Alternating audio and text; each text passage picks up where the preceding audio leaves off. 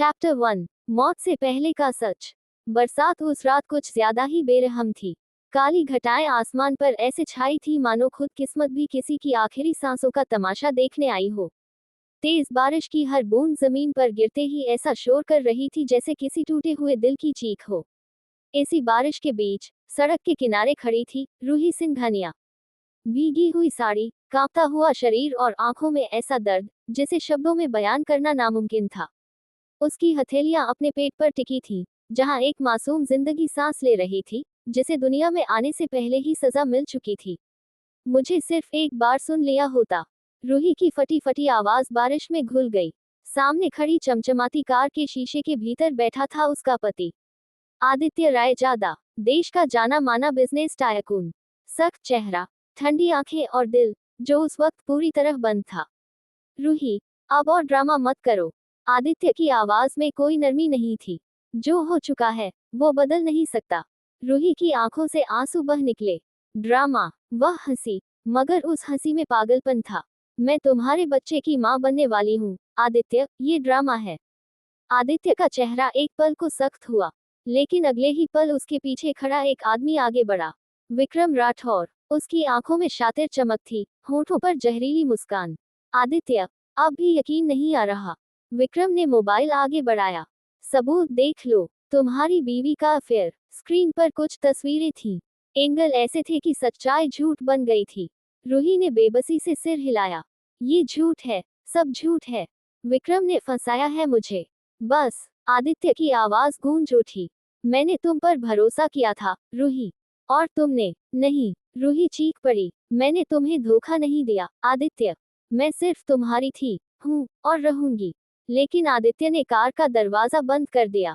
Driver, चलो। Car आगे बढ़ गई। रूही वहीं खड़ी रह गई, बारिश में, अकेली, टूटी हुई। विक्रम राठौर पास आया। देखा, मैंने कहा था ना, ये दुनिया कमजोरों के लिए नहीं है। उसने झुककर रूही के कान में कहा। और याद रखना, ये सब मैंने किया है। रूही की आंखों में कुछ टूट गया।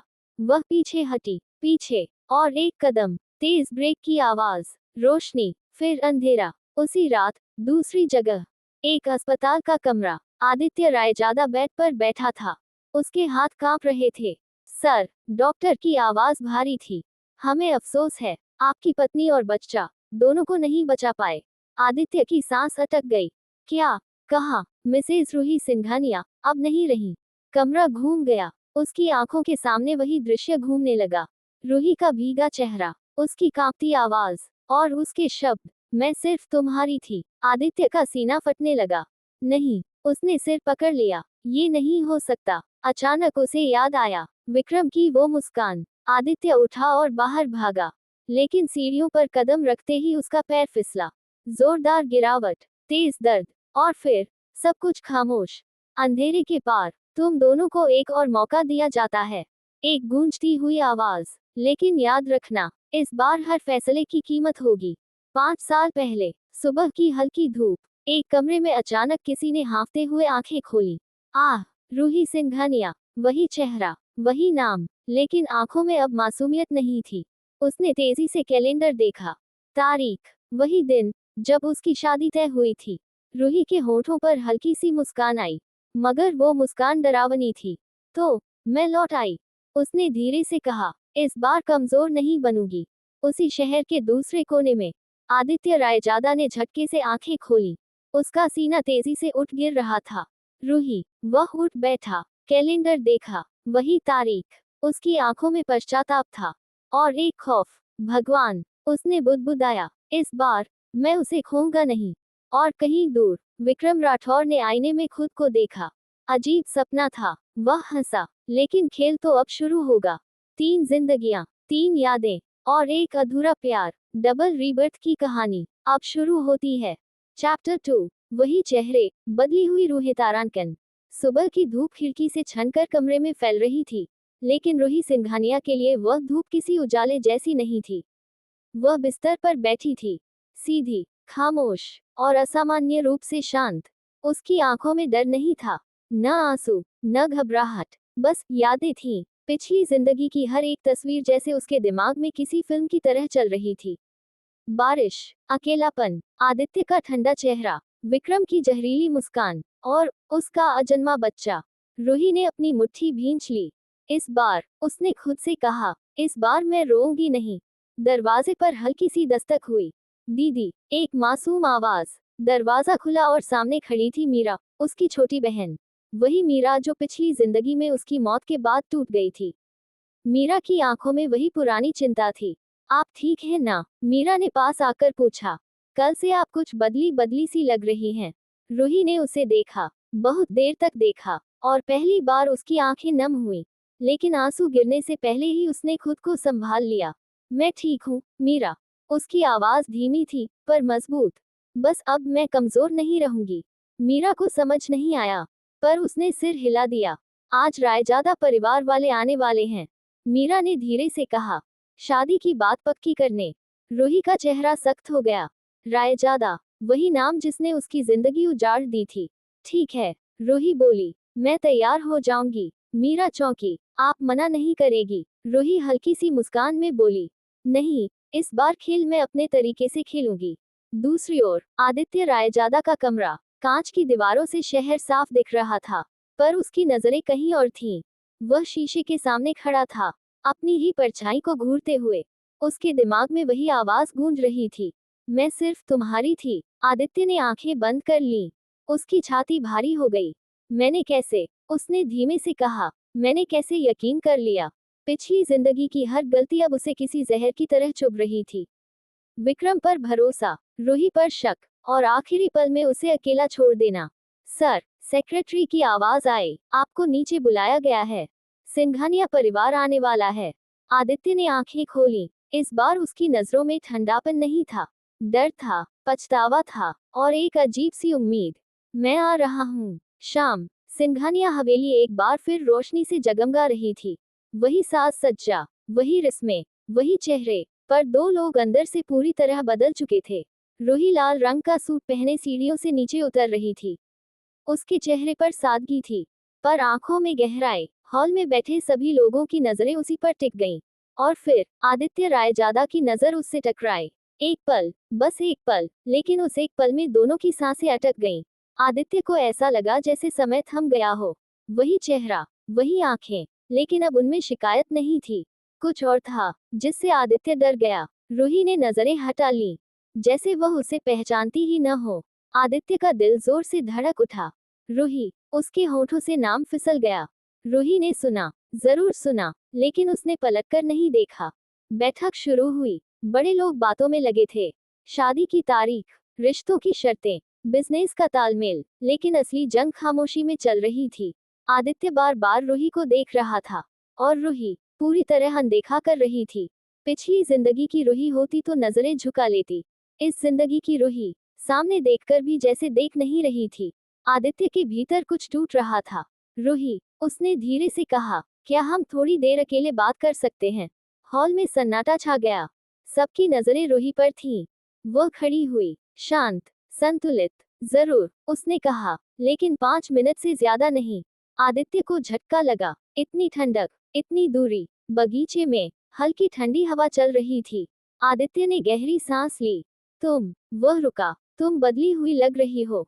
रूही ने उसकी तरफ देखा। लोग बदलते हैं, मिस्टर रायजादा, उसने कहा, खासकर जब जिंदगी उन्हें सबक सिखा दे। आदित्य के चेहरे का रंग बदल गया। क्या तुम मुझसे शादी करना चाहती हो? उसने सीधा सवाल किया। रूही मुस्कुराई। ये सवाल मुझे पूछना चाहिए था, उसने जवाब दिया, लेकिन फर्क ये है, इस बार मैं मजबूरी में नहीं, शर्तों पर हाँ कहूंगी। कौन सी शर्तें? आदित्य ने पूछा। रूही एक कदम पास आई। मेरी जिंदगी में दखल नहीं, उसने उंगलियों पर गिनते हुए कहा। मेरे फैसलों पर सवाल नहीं। और उसने उसकी आंखों में देखा। मुझ पर शक नहीं। आदित्य का गला सूख गया। और अगर मैं इन शर्तों को मान लूं, रूही ने नजरें फेर ली, तो शायद, वह रुकी, शायद हम एक दूसरे को दोबारा जान सकें। आदित्य ने सिर झुका लिया। मैं मानता हूँ। उसे नहीं पता था कि ये शर्तें नहीं, उसकी परीक्षा थी। दूर कहीं, विक्रम राठौर अपनी बालकनी में खड़ा था। उसके हाथ में शराब का गिलास था। अजीब बेचैनी है, उसने बुदबुदाया। उसे पता नहीं था कि खेल शुरू हो चुका है। और इस बार रूही अकेली नहीं है। दो लोग एक दूसरे से जुड़े, लेकिन अब बराबरी पर। चैप्टर 3। शादी की आग और खामोश खेल तारांकन। शादी की तारीख तय होते ही सिंघानिया हवेली किसी उत्सव से कम नहीं लग रही थी। चारों तरफ रोशनी, फूलों की खुशबू और शहनाइयों की हल्की हल्की आवाज। लेकिन इस चकाचौंध के बीच दो दिल ऐसे थे जिनमें सुकून नाम की कोई चीज नहीं थी। रूही सिंघानिया आईने के सामने बैठी थी। पीली हल्दी उसके हाथों पर लगी थी, पर उसके चेहरे पर वो पुरानी शर्मीली मुस्कान नहीं थी। आईने में उसे अपनी पिछली जिंदगी दिखाई दे रही थी। वही रस्में, वही तैयारियां और वही भरोसा जो उस वक्त उसकी सबसे बड़ी भूल बन गया था। इस बार, रूही ने अपने प्रतिबिंब से कहा, इस बार मैं खुद को नहीं खोऊंगी। कमरे में मीरा दाखिल हुई। दीदी, सब आपकी तारीफ कर रहे हैं, उसने मुस्कुराते हुए कहा। आप बहुत खूबसूरत लग रही हैं। रूही ने आईने से नजर हटाकर मीरा को देखा। खूबसूरती सबसे खतरनाक हथियार होती है, मीरा, वह धीमे से बोली, खासकर तब जब सामने वाला उसे कमजोरी समझ ले। मीरा को उसकी बात पूरी तरह समझ नहीं आई, पर उसने महसूस कर लिया, उसकी दीदी अब पहले जैसी नहीं रही। उधर रायजादा मेंशन, आदित्य रायजादा तैयार हो रहा था। डिजाइनर शेरवानी, सलीके से संवरे बाल और बाहर से परफेक्ट दिखने वाला चेहरा, लेकिन अंदर सब बिखरा हुआ था। हर रस्म उसे पिछली जिंदगी की याद दिला रही थी। वो दिन जब उसने बिना सुने, बिना समझे रूही पर शक किया था। सर, आप ठीक हैं? उसके दोस्त करण ने पूछा। आदित्य ने हल्की सी मुस्कान ओढ़ ली। हाँ, वह बोला, बस कुछ यादें पीछा नहीं छोड़ रही। करण ने कंधे पर हाथ रखा। इस बार सब ठीक होगा। आदित्य ने कुछ नहीं कहा। वह जानता था, ये शादी उसके लिए एक मौका नहीं, बल्कि एक इम्तिहान है। हल्दी की रस्म, आंगन में सब औरतें जमा थीं। हंसी, गीत और तालियों के बीच रूही बिल्कुल शांत बैठी थी। हल्दी लगाते हुए एक मौसी बोली, बहू बहुत सीधी लगती है। रूही के होठों पर हल्की सी मुस्कान आई। सीधी, वह मन ही मन हंसी। उसी पल उसकी नजर सामने खड़े आदित्य पर पड़ी। वह उसे देख रहा था, बिना पलक झपकाए, जैसे उसकी हर सांस को पढ़ना चाहता हो। रूही ने नजरें फेर ली। आदित्य का दिल जोर से धड़क उठा। उसे महसूस हुआ, ये दूरी, ये चुप्पी उसके लिए किसी सजा से कम नहीं। शाम, संगीत की रात, रोशनी और संगीत के बीच हॉल किसी सपने जैसा लग रहा था। सब नाच रहे थे, गाने गा रहे थे, और तभी माइक हाथ में लेकर विक्रम राठौर आगे बढ़ा। उसके चेहरे पर वही पुरानी मुस्कान थी, मीठी और जहरीली। दोस्तों, उसने ऊंची आवाज में कहा, आज की रात बहुत खास है। हम सब आदित्य और रूही की नई शुरुआत का जश्न मना रहे हैं। रूही की उंगलियां हल्की सी कांपी। विक्रम, पिछली जिंदगी का सबसे बड़ा जहर। वह जानती थी, खेल अब शुरू होगा। मैं एक छोटा सा सरप्राइज देना चाहता हूँ, विक्रम ने कहा। स्क्रीन पर कुछ तस्वीरें आने लगी। कॉलेज के दिन, पुरानी यादें। सब हंस रहे थे, लेकिन अचानक एक तस्वीर रुकी। वही तस्वीर जो पिछली जिंदगी में उसके लिए मौत का कारण बनी थी। रूही की सांस अटक गई। आदित्य का चेहरा सख्त हो गया। पूरा हॉल सन्नाटे में डूब गया। ये क्या है? किसी ने फुसफुसाया। विक्रम ने बनावटी हैरानी दिखाई। ओह, शायद गलती से लग गई। रूही खड़ी हो गई। सभी की नजरें उस पर टिक गईं। वह मंच की ओर बढ़ी, शांत, आत्मविश्वास से भरी। गलती नहीं है। रूही की आवाज साफ और मजबूत थी। ये जानबूझकर किया गया है। विक्रम के चेहरे पर एक पल के लिए तनाव आया, लेकिन रूही ने आगे कहा, इस बार कहानी अधूरी नहीं है। उसने अपने फोन से कुछ तस्वीरें स्क्रीन पर डाल दी। वही एंगल, वही जगह, लेकिन इस बार पूरी सच्चाई। ये सब झूठे सबूत थे, रूही बोली, और ये इन झूठों को बनाने वाला इंसान। सभी की नजरें विक्रम पर गईं। आदित्य की आंखों में आग थी। विक्रम, उसकी आवाज भारी थी, तुमने ये सब। विक्रम हंसा। खेल तो अभी शुरू हुआ है। लेकिन इस बार रूही डरने वाली नहीं थी। खेल जरूर शुरू हुआ है, उसने कहा, पर नियम अब मैंने बदले हैं। पूरा हॉल तालियों से गूंज उठा। विक्रम पीछे हट गया। उसकी मुस्कान पहली बार फीकी पड़ी। रात, शादी से ठीक पहले, रूही अपने कमरे में अकेली खड़ी थी। खिड़की के बाहर चांद चमक रहा था। उसी कमरे में आदित्य आया। तुमने, वह रुका, तुमने आज जो किया, जरूरी था, रूही ने शांत स्वर में कहा। क्योंकि कुछ सच समय से पहले सामने आ जाएं, तो जिंदगियां बच जाती हैं। आदित्य ने उसकी तरफ देखा। क्या तुम अब भी मुझसे शादी करना चाहती हो? उसने पूछा। रूही ने उसकी आंखों में देखा। गहराई से, मैं शादी करूंगी, वह बोली, लेकिन भरोसे पर नहीं, बराबरी पर। आदित्य ने सिर झुका दिया। मैं तैयार हूँ। फेरे, अग्नि के चारों ओर 7 फेरे, हर फेरे के साथ एक पुरानी गलती, एक नई शर्त। आदित्य के मन में सिर्फ एक ख्याल था, इस बार मैं इसे टूटने नहीं दूंगा। रूही के दिल में एक वादा, इस बार मैं खुद को खोने नहीं दूंगी। दूर अंधेरे में विक्रम राठौर फोन पर था। हाँ, वह फुसफुसाया, अब अगला कदम उठाने का वक्त है। उसकी आंखों में नफरत थी, क्योंकि ये शादी, वह हंसा, अभी पूरी नहीं हुई है। एक शादी, 2 बदली हुई रूहें, और एक दुश्मन जो हार मानने वाला नहीं। चैप्टर 4, सुहाग रात नहीं, सीमाओं की रात। तारांकन रायजादा मेंशन उस रात बेहद शांत था। शादी की चकाचौंध, मेहमानों की भीड़ और शोर, सब कुछ पीछे छूट चुका था। लंबे गलियारों में सिर्फ हल्की रोशनी थी, और हर कदम के साथ आदित्य रायजादा के दिल की धड़कन तेज होती जा रही थी। यह उसकी दूसरी शादी नहीं थी, लेकिन यह उसकी दूसरी जिंदगी जरूर थी। कमरे का दरवाजा खुला, कमरा फूलों से सजा था।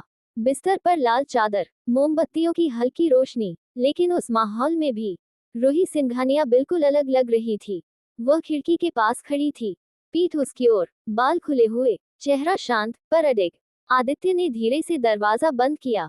कुछ पल तक दोनों के बीच खामोशी पसरी रही, वही खामोशी जो शब्दों से ज्यादा भारी होती है। आदित्य ने पहला कदम बढ़ाया। रूही, उसका नाम लेते ही रूही ने पलटकर देखा। उसकी आंखों में न शर्म थी, न झिझक, बस साफ चेतावनी। इस कमरे में आने से पहले रूही ने शांत स्वर में कहा, मैं कुछ साफ करना चाहती हूँ। आदित्य रुक गया। आज की रात, वह आगे बोली, किसी सुहागरात की शुरुआत नहीं है। आदित्य की सांस अटक गई। तो फिर उसने धीरे से पूछा, ये सीमाओं की रात है। रूही ने साफ शब्दों में कहा, जहां हम तय करेंगे कि इस रिश्ते में कौन क्या है और क्या नहीं। आदित्य ने सिर झुका लिया। मैं सुन रहा हूँ। रूही की शर्तें। रूही ने मेज से एक गिलास पानी उठाया, हाथ स्थिर थे। पहली बात, उसने कहा, मेरी मर्जी के बिना मुझे छूने का हक तुम्हें नहीं है। आदित्य ने बिना सवाल किए कहा, मंजूर। रूही की आंखों में एक पल को आश्चर्य झलका। दूसरी, उसने जारी रखा, मेरी जिंदगी, मेरे फैसले, मेरा करियर, इन पर कोई सवाल नहीं। मंजूर। तीसरी, रूही की आवाज थोड़ी सख्त हुई, तुम्हारे दोस्त, खासकर विक्रम राठौर, मेरी जिंदगी से दूर रहेंगे। आदित्य की आंखों में आग भड़क उठी। वह अब मेरा दोस्त नहीं है, उसने कहा, और रहेगा भी नहीं। रूही ने गहरी सांस ली, और आखिरी, उसने उसकी आंखों में देखते हुए कहा, अगर तुमने मुझ पर एक बार भी शक किया, तो मैं बिना पीछे देखे चली जाऊंगी। कमरे में सन्नाटा छा गया। ये शर्त नहीं थी, ये चेतावनी थी। आदित्य ने एक पल सोचा, फिर घुटनों के बल बैठ गया। मैंने एक जिंदगी में तुम्हें खो दिया। उसकी आवाज कांप रही थी। इस बार ऐसा दोबारा नहीं होगा। रूही ने उसे नीचे बैठा देखा। पिछली जिंदगी की तस्वीरें एक पल को उसकी आंखों के सामने आ गईं। वही आदमी, वही चेहरा, पर तब घमंड था, आज पछतावा। खड़े हो जाओ, रूही ने कहा, मुझे माफी नहीं, मुझे बदलाव चाहिए। आदित्य उठ खड़ा हुआ। अलग अलग बिस्तर। रूही ने अलमारी खोली और दूसरी चादर निकालकर सोफे पर बिछा दी। आज तुम यहाँ सोओगे, उसने कहा। आदित्य ने कोई आपत्ति नहीं की। जैसा तुम चाहो। वह सोफे पर लेट गया। लाइट बंद हो गई। अंधेरे में दोनों जाग रहे थे, दोनों सोच रहे थे, लेकिन दोनों की सोच एक दूसरे से बिल्कुल अलग थी। उसी रात, विक्रम राठौर। विक्रम अपने बंगले में बैठा था, शराब का गिलास हाथ में, और टीवी पर रूही आदित्य की शादी की तस्वीरें। उसने गिलास जमीन पर फेंक दिया। बहुत जल्दी जीत का जश्न मना लिया। वह बुदबुदाया। फोन उठाकर उसने किसी को कॉल किया। कल सुबह से प्लान भी शुरू करो, उसने कहा। और हाँ, रूही सिंघानिया की हर हरकत की खबर चाहिए। फोन कट गया। विक्रम मुस्कुराया। डबल रीबर्थ हो या ट्रिपल, उसने दांत पीसते हुए कहा, खेल में ही जीतूंगा। सुबह की पहली किरण। रूही की आंख खुली। कुछ पल के लिए वह भूल गई कि वह कहाँ है। फिर याद आया, रायजादा मेंशन, उसका नया घर, उसका नया युद्ध क्षेत्र। वह उठी और खिड़की खोली। बाहर धूप थी, और नीचे लॉन में आदित्य खड़ा था, फोन पर किसी से बात करते हुए। चेहरा सख्त, आवाज में आदेश नहीं। वह कह रहा था, विक्रम को किसी भी मीटिंग में एंट्री नहीं मिलेगी। रूही ने उसे देखा। पहली बार उसे लगा कि शायद यह आदमी सच में बदल सकता है, लेकिन वह जानती थी, भरोसा अभी भी खतरनाक है। नाश्ते की मेज, पूरा परिवार मौजूद था। सबकी नजरें रूही और आदित्य पर थीं। बहू, सब ठीक तो है ना? आदित्य की मां ने पूछा। रूही मुस्कुराई। बिल्कुल, उसने शांति से कहा। हम दोनों ने एक दूसरे को समझने का फैसला किया है। आदित्य ने उसकी तरफ देखा। वह मुस्कुरा रही थी, पर आंखें पड़ने नहीं दे रही थी। अंदर ही अंदर आदित्य जानता था, यह शादी आसान नहीं है। ये प्यार नहीं, प्रायश्चित है। और रूही जानती थी, ये रिश्ता सुरक्षा नहीं, रणनीति है। दिन के अंत में रूही अपने कमरे में अकेली बैठी थी। उसने अपनी मुट्ठी खोली। उसके हाथ में एक छोटा सा लॉकेट था, पिछली जिंदगी की आखिरी निशानी। उसने उसे बंद किया। इस बार उसने खुद से कहा, मैं सिर्फ जीऊंगी नहीं, मैं जीतूंगी। दूर कहीं आदित्य ने शीशे में खुद को देखा। इस बार उसने भी कहा, मैं सिर्फ पति नहीं, इंसान बनूंगा। और उसी शहर में विक्रम राठौर नफरत की नई चाल चल चुका था। एक घर, दो लोग और तीन जंगें, दिल की, दिमाग की और बदले की। चैप्टर 5, खामोशी से उठती ताक तारांकन। रायजादा मेंशन की सुबह आम दिनों जैसी नहीं थी। घर में काम करने वालों की आवाजें थीं, किचन से आती चाय की खुशबू थी। लेकिन इस सब के बीच रूही सिंघानिया के भीतर एक अजीब सी बेचैनी थी। वह ड्रेसिंग टेबल के सामने खड़ी अपने बालों को सलीके से बांध रही थी। आईने में उसे एक और चेहरा दिख रहा था, वही चेहरा जो पिछली जिंदगी में दूसरों की मर्जी से जीता था। लेकिन आज उसकी आंखों में फैसला था, इस घर में बहू बनकर नहीं। उसने खुद से कहा, मैं अपनी पहचान बनाकर रहूंगी। उसी पल दरवाजा खटखटाया। आ जाए, रूही ने कहा। दरवाजा खुला और आदित्य रायजादा अंदर आया। हाथ में टैबलेट, चेहरा गंभीर और आंखों में वही सतर्कता जो पिछले कुछ दिनों से बढ़ती जा रही थी। गुड मॉर्निंग, उसने कहा। मॉर्निंग, रूही ने जवाब दिया, बिना मुस्कुराए। कुछ पल की खामोशी, फिर आदित्य बोला, आज मैं ऑफिस जा रहा हूँ और चाहता हूँ कि तुम। मैं भी चलूंगी, रूही ने सीधा कहा। आदित्य चौंक गया। ऑफिस? उसकी भौहें सिकुड़ गईं। किस लिए? रूही ने आईने से नजर हटाकर सीधे उसकी आंखों में देखा। क्योंकि मैं खाली बैठने वाली औरत नहीं हूँ, वह शांत लेकिन सख्त स्वर में बोली। और क्योंकि रायजादा ग्रुप से मेरा रिश्ता अब सिर्फ शादी का नहीं है। आदित्य ने गहरी सांस ली। रूही, ऑफिस का माहौल, मुझे समझाओ मत, रूही ने बीच में काटा। मुझे मौका दो। कमरे में फिर सन्नाटा छा गया। आदित्य ने उसे देखा, वही औरत जो पिछली जिंदगी में उसके फैसलों पर सवाल तक नहीं करती थी। और आज, ठीक है, उसने आखिर कहा, लेकिन एक शर्त पर। शर्त? रूही की आंखें संकरी हुई। तुम किसी के नाम से नहीं, आदित्य बोला, अपने दम पर खड़ी होगी। रूही के होठों पर हल्की सी मुस्कान आई। यही तो मैं चाहती थी। रायजादा कॉर्पोरेट ऑफिस, ऊंची इमारत, कांच की दीवारें और अंदर भागती दुनिया। जैसे ही रूही ने ऑफिस में कदम रखा, कई निगाहें उस पर टिक गईं। कुछ उत्सुक, कुछ हैरान और कुछ शक से भरी। ये वही है, कोई फुसफुसाया। सीईओ की पत्नी। रूही ने किसी को नहीं देखा। उसकी चाल में आत्मविश्वास था, न दिखावा, न घबराहट। मीटिंग रूम में सीनियर मैनेजर्स बैठे थे। आदित्य ने सबका परिचय करवाया। ये रूही सिंघानिया हैं, उसने कहा। आज से स्ट्रेटजी डिपार्टमेंट के साथ काम करेगी। कुछ चेहरों पर हल्की सी मुस्कान आई, कुछ ने सिर हिलाया और कुछ की आंखों में स्पष्ट सवाल था, क्या ये सिर्फ एक नाम है? मीटिंग शुरू हुई। प्रेजेंटेशन चल रहा था, एक नया प्रोजेक्ट जो घाटे में जा रहा था। सब अपनी अपनी राय दे रहे थे।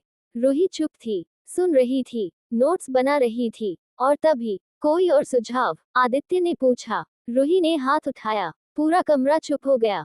हाँ, आदित्य ने कहा। रूही खड़ी हुई। आप लोग जिस प्रॉब्लम को बाहर ढूंढ रहे हैं, वह शांत स्वर में बोली, वह अंदर है। सब चौंक गए। मार्केट नहीं बदला, उसने आगे कहा, हमारी सोच बदली है।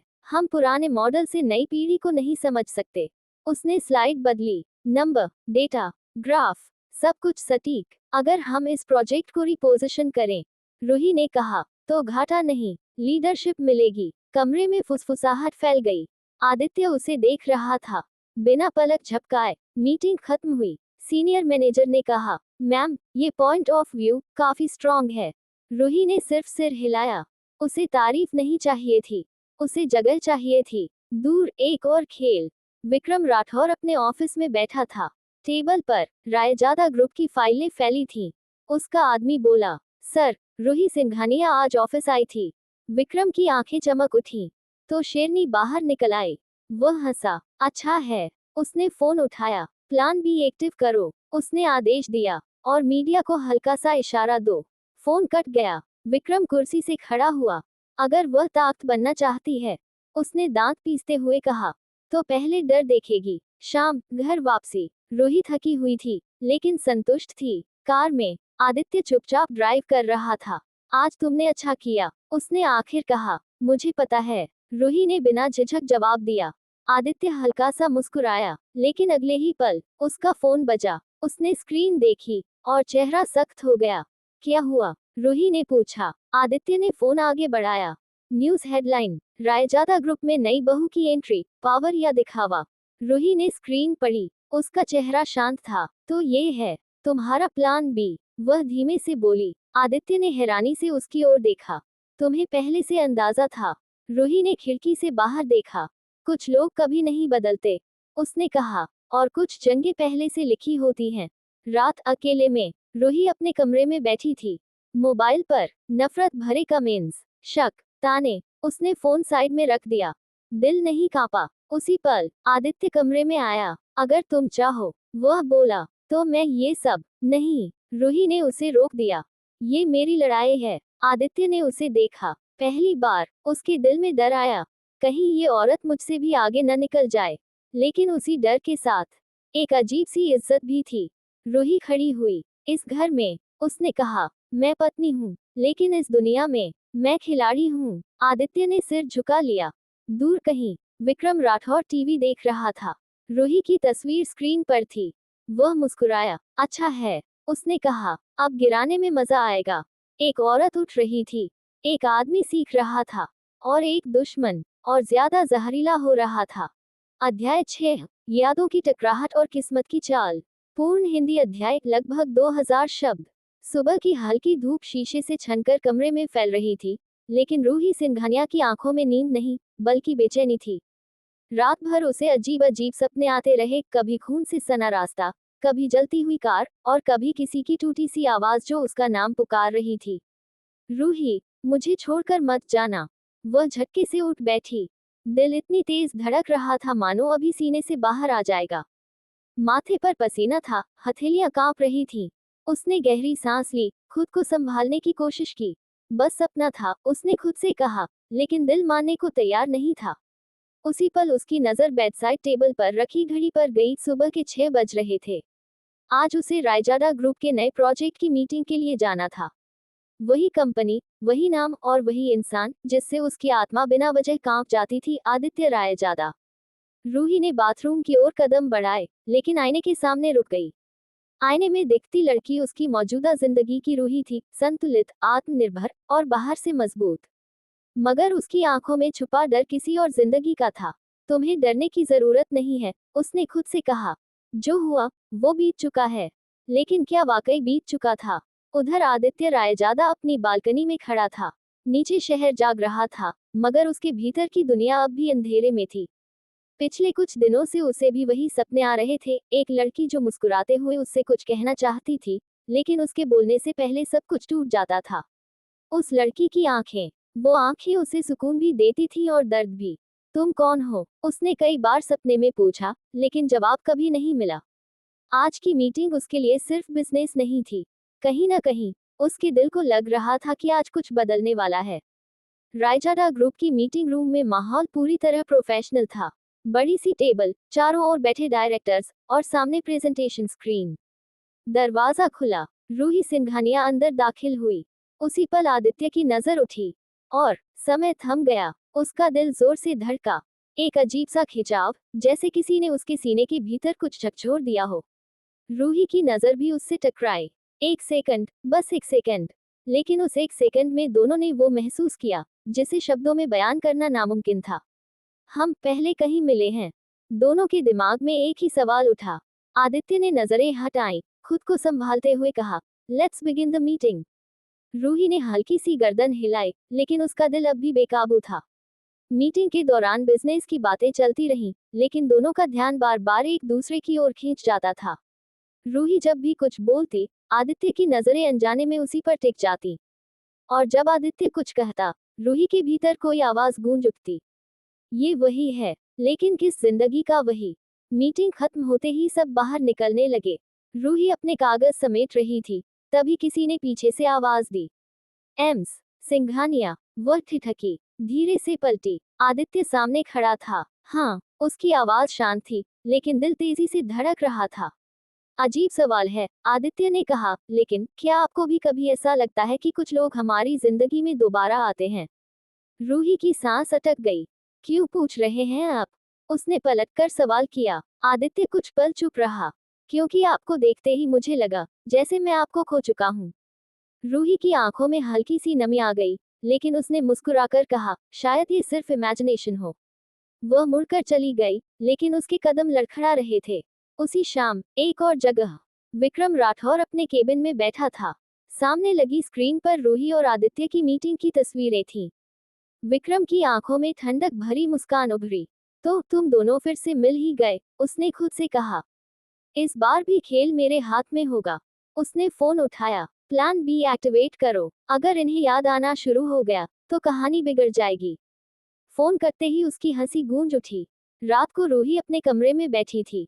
उसके हाथ में एक पुरानी सी डायरी थी, जिसे उसने हाल ही में खरीदा था।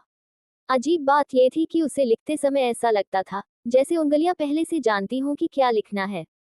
उसने लिखा, अगर तुम्हें ये पढ़ने को मिले तो समझ लेना कि मैं तुम्हें भूल नहीं पाई। वह रुक गई। मैं किसे लिख रही हूँ? उसने खुद से पूछा। उसी पल आदित्य अपने कमरे में था। उसने सपने में वही लाइन सुनी।